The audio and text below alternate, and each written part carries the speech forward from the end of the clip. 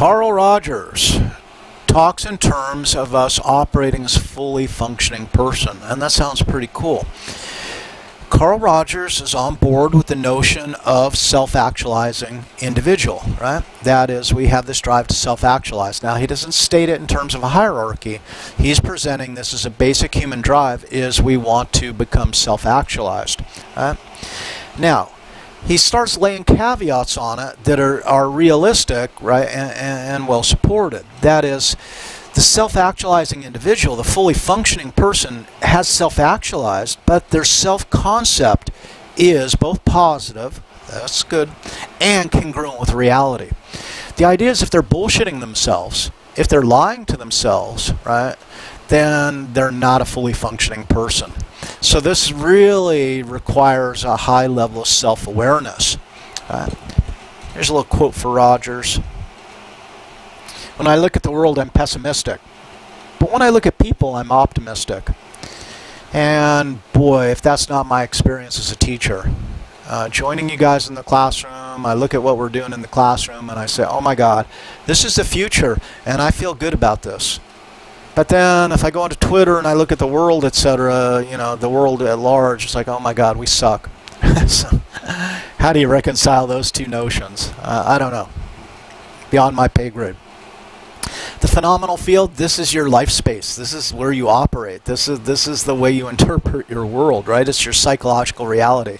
As a therapist, right, Rogers is a humanistic therapist. This is all important to understand what is a person's perceptual system, what is their relationship to their world, their circumstances, the way they perceive the world and the way they feel about it, right? Now, self-actualization is a basic need to Rogers, as it was to Maslow, but Rogers gives us a second basic need, and that's unconditional positive regard. That is, we want to be loved or cared for without conditions attached. Notice the connection, the similarity to Adlerian psychology. If your parents were able to show you unconditional positive regard, according to Adler, I'm going to offer that you would not develop an inferiority complex. Right? But we are talking about Rogers. So we got these two needs, and really the way this works out then, and I think this is important for understanding relationships with other people, is that we have a need for self-actualization, we have the need for positive regard, both of those operating. Let's think about our relationships and let's think about how people respond or react to us. So if I'm with a partner who shows me unconditional positive regard, then the result is me moving towards self-actualization. So you can imagine many years ago, it's 1998, 1999, 1998, and I'm at UCI. My wife is at Cal State Fullerton. We're living in Anaheim. And I say, you know, I think I need to go to graduate school. I think I need to pursue my PhD in psychology. And she says, okay. And I say, you know, I got to start thinking about schools to apply to. And she goes, well, where do you want to go? And I said, I don't know yet, but I'm going to develop a list. And I have nothing but admiration for my wife because I say, well, look, here's a school in Pittsburgh. It's called University of Pittsburgh. Here's a school, Ohio State. That's in Columbus, Ohio. Here's University of Michigan, right? Here's Michigan State. Here's SUNY Buffalo, of all places, you know. And she says, well, you know, what's the process? And I say, well, I apply and I talk to people and then I go visit. And then she says, okay, so let's figure out where we're going to go. And I'm like, not almost even believing it. We're both West Coast people. And she says, yeah, okay, so we go to Columbus, Ohio, or we go to Pittsburgh or wherever. And unconditional positive regard. And it allowed me to better become who I am or needed to be. A partner like that is invaluable, right? I can't thank her enough for that. Now, it's a two-way street because once I went and visited schools, I said, look, I got it down to a short list of 4, but I'm not going to make this decision and make you live somewhere that you can't stand. So now we got to take a road trip, well, in part fly, and then take a road trip. And we're going to go to all these different schools. We're going to go to all these different towns, and you're going to give me your input. And what I said is, any 4 of these is okay, right? So you're going to be the deciding vote on this. And we ended up at Ohio State. But two-way street, right? Now, conditional positive regard, that is, I need positive regard, but let's suppose I have a partner who says, well, I love you as long as you behave this way. But if you do this or you do that, the other thing, then I'm not going to love you anymore. I'm going to withdraw my love, and that's a relational tool. Withdrawal of love to manipulate another's behavior. So what that is that's conditioned positive regard. You earn my love as long as you conform to my specifications. Well, what happens then if you're with a partner or you have parents that show you this kind of conditioned positive regard, you're constantly introduced to how you don't measure up. And we can talk about that in terms of self-discrepancies. Remember Tori Higgins, right? So you feel discrepant, right? And then you can't self-actualize, right? So you're just mired in self-discrepancies. So are you willing to do this? Are you willing to show your children, are you willing to show your partner unconditional positive regard? They will reap the rewards, as will you. But to the extent that we use our love as a mechanism, as a control mechanism, or God forbid as a weapon, right, we can truly torture the people who are around us. So the humanists offer us some great ideas about these very basic desires, and we resonate strongly with these ideas. Think about it. Maslow's pyramid doesn't have a lot of empirical support, but people are still freaking talking about it. And it maybe should have been left go a long time ago. Now, probably to your horror, I have greatly expanded this next section. And this is what I've been reading on for about the last 6 months now, because every once in a while I just got to kind of expand my mind, so to speak, and branch into a new area. I've always been fond of existential theories. But, as is in my nature, I want to expand on my knowledge. I want to deepen it over time. And it's been time for existential theories and also Stoicism. But that's for a different course, right? So maybe it'll be for this course later on. Existentialism Key Point then. Main concern. When you want to understand what drives people, when you want to explain behavior, when you want to understand personality, the acquisition of personality, the main concern for the human being according to existential philosophy and existential psychology, and there was a transition from existential philosophy into existential psychology as certain psychologists learned the principles of existential philosophy and started applying them to psychology. Main concern is one's existence. I am whatever I choose to make myself. Notice there's no determinism whatsoever in this regard. That is, you are the you that you choose and you create. Right? So I'm therefore responsible for all I do. And so existentialism is tremendously kind of freeing and liberating on the one hand, but it's horrible in that it makes you responsible for essentially everything. The situation does matter, and if we're put into a situation, big time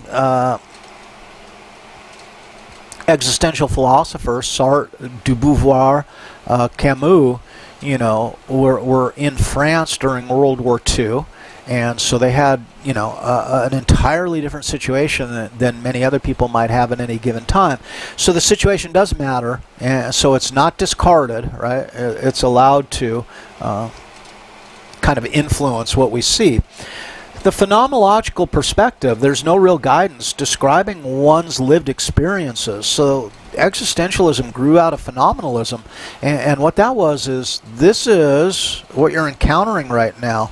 To what extent can you be with it? To what extent can you explain it? The stimulus and your response to the stimulus really became kind of the important level of analysis in the early days of existentialism as it grew out of phenomenalism. The one thing that you have, unquestionably, is your experience of a stimulus. And what they believed was important to understand yourself is to then really, really get tight with your experience, because that will tell you about yourself, is kind of how it goes. So the honest description facilitates this awakening of us to live more authentically. And authentic, right? Now, humanists said self-actualization, right?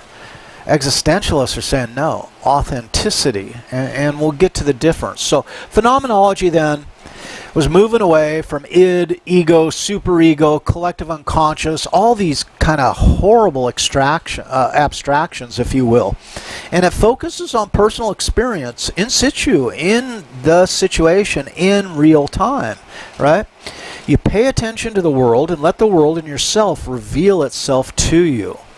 So if you interact with someone, right, and they say something that makes you angry and motivates you to want to strike out at them, for example, that is what you get tight with. What is the mechanism? How did it occur? Why might that occur? And you begin to look at it that way. Now, Heidegger was one of the first to kind of really start putting existential philosophy on paper. And he says, what does it mean to be? You are a being, so you can be an object. We are beings. Annika's a being, right?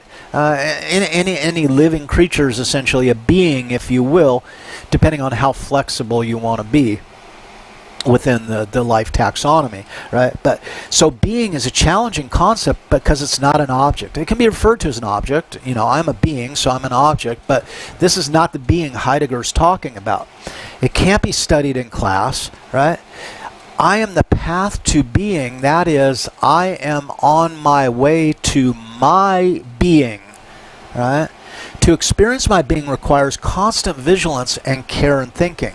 So you can see where existential philosophy or psychology becomes very introspective. How do I feel about this? Why do I feel that way about it, right? And it's this continuous exploration of me in the world, right? So da xian, right, is being there with the stimulus. So if you're sitting aside a creek, right, and the phenomenologist would be sitting aside the creek, what are you doing? Well, you're getting very in touch with the phenomenon. That is, what does this sound like? What does this look like? What does this smell like? Because there's a tremendous reliance on the sensory experience, because that is basically what we have, is the sensation and the perception link. Why do I interpret it this way, right? So Dasein can be likened to a process, or in der Welt sein, being in the world. And this becomes then the important analysis, is how am I in the world? What is the state of my being in the world, right?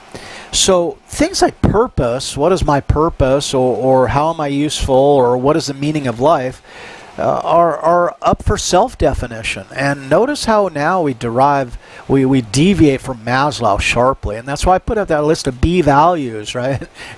Because Maslow's telling, hey, be this and you'll self-actualize. And the existentialists are saying, that's bullshit, man. Don't tell me what to be. There is no B values. This is about me and determining for myself. The downside is there's really no one to consult in this necessarily. I mean, I can talk to people and we can describe our being in the world to each other. But what becomes most important then is this focus on being in the world. Does this sound like any other philosophy that you might, in fact, then been exposed to? There's huge Buddhist Zen elements in this, right? As there are Confucian elements and bits and pieces. So while existential philosophy, right, in Germany and then France came together, right, and really became explicated, people have been talking about these ideas perhaps since time began for human beings, right? I'm pleased that many of you chose to read Viktor Frankl, Man's Search for Meaning, right? And we can see where Viktor Frankl is going to develop logotherapy, but it's got this huge existential quality. And let's look at this quote. Everything can be taken from a man but one thing, the last of the human freedoms, to choose one's attitude in any given set of circumstances, to choose one's own way. So Frankl ain't letting us off the hook. He's observing people in the Auschwitz concentration camp. He's a German Jew. He's swept up into Auschwitz. And now, as a psychologist, he's observing the behavior of all the other people in the camp. Some people adapt. Some people demonstrate resilience. Others do not. What's the difference? And he says there must be an element of choice, that people are able to either choose to experience it this way or to choose to experience it that way. And I can't think of a more heinous example, right, than a concentration camp for these observations. Even under the most difficult circumstances, to add a deeper meaning to his life, it may remain brave, dignified, and unselfish. So that is, if I haven't eaten in 3 days, and the Nazi guards think it'd be a lot of fun to throw in a loaf of bread in between the 20 or 30 of us and watch us tear each other apart for a crumb of bread, maybe there's the one person who stands back and doesn't participate based on their choice to not respond to the situation. So ultimately, man should not ask what the meaning of his life is, according to Frankl, but rather he must recognize that it is he who asked the question. And that's what's all important. And again, you can see the similarity to Heider. It's not the question as an object that's so important, but it's the fact that I can ask the question as a being. So, can only answer to life by answering for his own life, not someone else's. But that then implies someone else can't answer for me. So to life, he can only respond by being responsible and taking responsibility for who he is. Thus, logotherapy sees responsibleness as the very essence of human existence, the ability to take responsibility. Wow.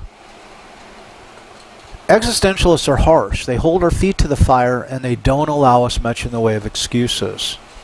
We are responsible. We can't control the situation. The situation, for the large part, has been thrust upon us. Now, Bandura and his deterministic model, right, his tri-directional determinism, might argue with that a little bit, but they're possible to reconcile. Let's talk about a theologian, an existential theologian, for a minute. I'm reading his book right now, The Courage to Be. So I extracted some of these concepts that I thought would be useful to us in our adjustment challenges if we choose to, employ them. And remember, this is a toolkit. Pick and choose what you like. Discard the rest. Right? This is your. I know I'm going to be a bastard here. This is your responsibility. And fret not when I call myself a bastard, because I was born out of wedlock. So that's just by definition, right? So. Yes, I'm adopted, remember. So courage is not a virtue. It is the virtue to which all other virtues depend. So courage is at the ultimate. And in Psych of Emotion, I've begun to do some lecturettes on courage and study this idea. What is it and what does it mean? And these are fascinating concepts through which we can grow by exploring them. Right?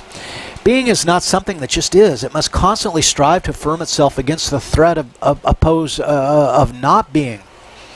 So to the extent that I just give way, that I just kind of cave in to the direction of advertisers, which is something we'll talk about later in the course, to the extent that I just cave in to the admonishments of my parents or the path that's laid out to me in school, right? At this point, then my being is stopping. It's being diminished, truncated, right? And I enter into a state of non-being, because I'm just then a product of others at that point. So this process then of continuous affirmation of being is the essence of each individual person. So the phenomenological approach then blossoms into this idea of constant introspection and constant watching who I am and how I'm operating, and yet taking responsibility for it even in spite of the circumstances. So anxiety and fear for Tillich come to us. We live with ever-present threat of non-being that results in anxiety, this existential anxiety. And these guys are big on this term, existential anxiety. Who am I? And part of the anxiety derives, do I call my own shots, or I'm merely a puppet of society, right? Am I merely a cog in the machinery. So this feels markedly different, existential anxiety, from anxiety that we might talk about in terms of anxiety disorders. Fear, right? Fear then has an object, and I say I'm afraid of that bear because it could eat me, right? Anxiety has no object. It's the response to the threat of no longer being or not being. And then Tillich hits us with 3 types of anxiety. He actually, classifies them. The anxiety of fate. What is fate? What is the world going to push at me? What circumstance am I going to be embedded in? And of course the anxiety of death, which is the ultimate existential anxiety, because death is the ultimate in non-being, if you will. But now relationally, and kind of psychodynamically, if we want to go there too, is the anxiety of guilt and or condemnation. And this can be guilt that's generated by my superego and id conflict. It could also be moral imperatives that are being placed on me by my church or my parents, right? But it can be self-condemnation, or it can be other condemnation. But it's the self-condemnation that's critical. The anxiety by not measuring up, by feeling I've done something wrong. And then the anxiety of emptiness or meaningless. And it's like, what the hell is the point of all this? I was just doing this, I was freaking out night before last, saying what is the meaning? And every once in a while I'll allow myself to go there, and it's probably not a good idea, but what is the meaning? And the deal is, the meaning is what I create. I create the meaning. I'm not looking for meaning, someone to tell me, hey, this is the meaning, right? Now you're good to go. It's like, no, my existence is the process of determining what the meaning is. So neurotic pathological anxiety is amenable to treatment. For those who have anxiety disorders, you get medication, you go to the doctor, it's going to be okay. But anxiety, existential anxiety, isn't amenable to treatment. That's the shit we got to work out for ourselves. And remember, the existentialists say we're responsible. So let's end this part with that happy note, or not, right? And we'll jump into Jean-Paul Sartre in the next section.